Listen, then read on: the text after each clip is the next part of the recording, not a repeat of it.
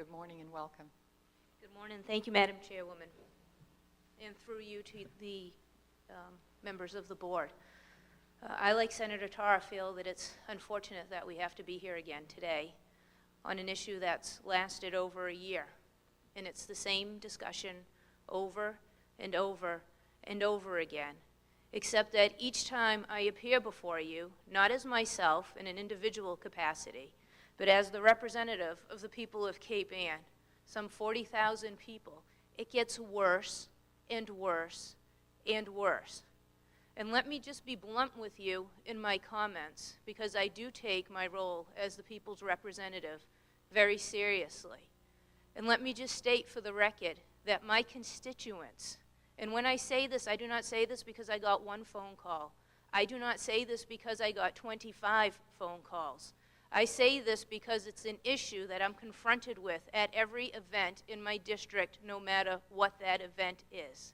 And unanimously, there is a cry from my district that says that the findings in the Inspector General's report are appalling. The allegations of a departure from procedure, from regulation and statute are appalling.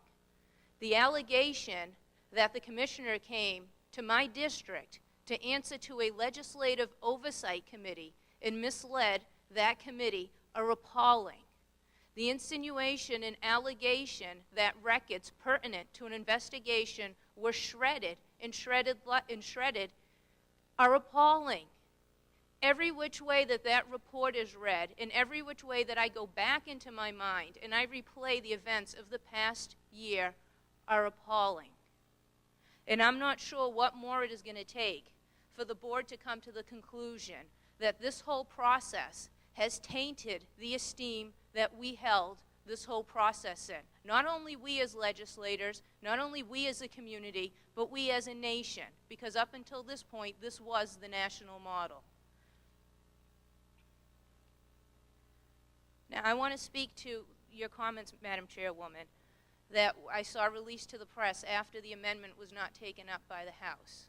And there was some sort of impression given to the media that the legislature condoned all of this behavior, thought it was a good process, and therefore thought it was best not to intervene. That assessment could not be any further from the truth. As the senator stated, the legislature feels that it is an executive action that needs to be taken to rectify this situation, not a legislative one. One can argue that there's a separation of powers issue where the legislators do not have the authority to void the decision of the executor, where that's a judicial decision that needs to occur, or one from the governing body that made the decision in the first place.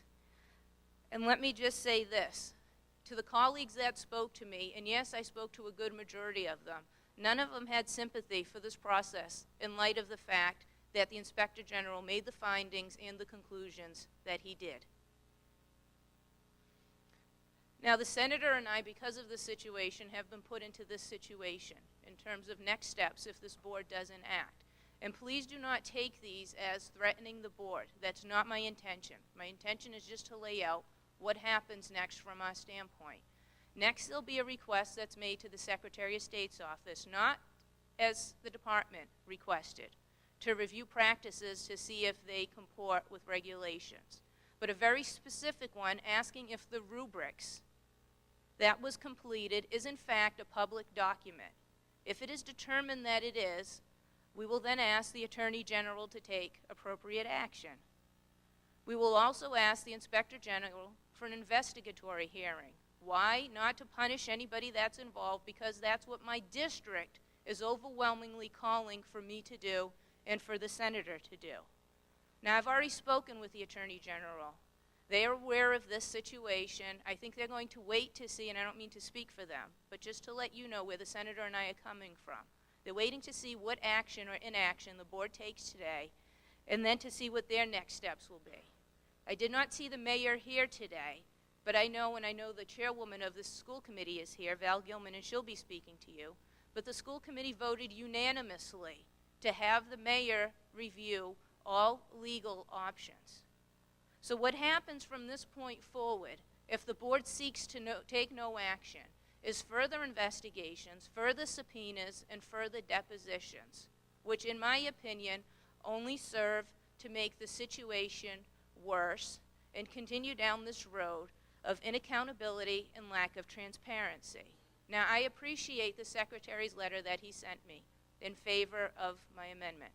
I appreciate his comments that we have gotten to a point now where there are very few people, very few, I could probably count them on two hands, that think going forward with this school under this cloud of impropriety is not in the best interest of my community.